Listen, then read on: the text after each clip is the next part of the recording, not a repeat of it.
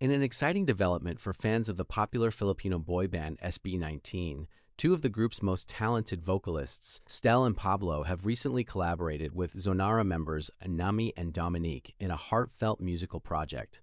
The collaboration features their rendition of SB19's emotional hit song Wakas, showcasing powerful vocals and raw emotion. Nandito pa rin ako sa paraiso, hinangako na sabay natin binuong, huwag nating hayaang bumuo. Minuto, siguro, ibigay ko ang lahat. Hayaan mo na muna kung kumusta iyong bigat. Di unting kumupas lahat ng kulay. Naglaho ang sigla ng dati, punong-puno ng buhay. Nabukasan man ay walang pagtunay, umaasa na wala sa mawawala. Kung lahat may hanggan, pwede bang huwag mo na akong bitawan? Diba kung mahalaga, di mo hayaang mawala ng basta. Alam kong pagod ka na. Kung lahat may hanggan,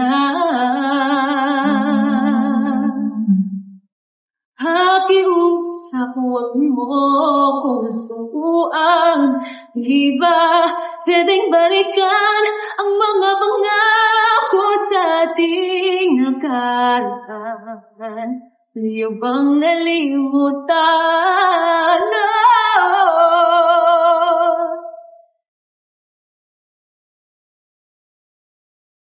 The duo of Pablo and Dominique was the first to share their soulful performance, which was posted on 1Z Entertainment's official social media accounts.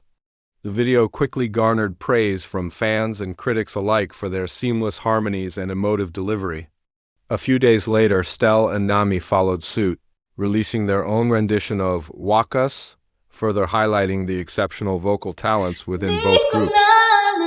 Kung anong gagawin para sa paan, aking mga hiling malayo-layo na, di nating narating at magasat ko na.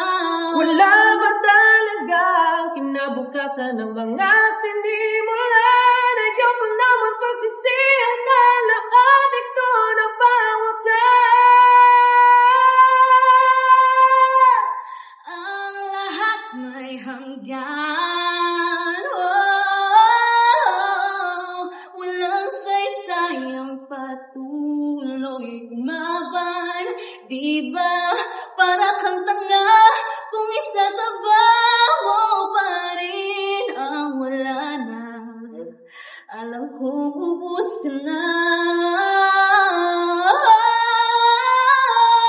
Kung lahat may hanggan, pakiusap, huwag mo akong sukuan. Di na ba mahalaga mga binitawan nating salita? Ako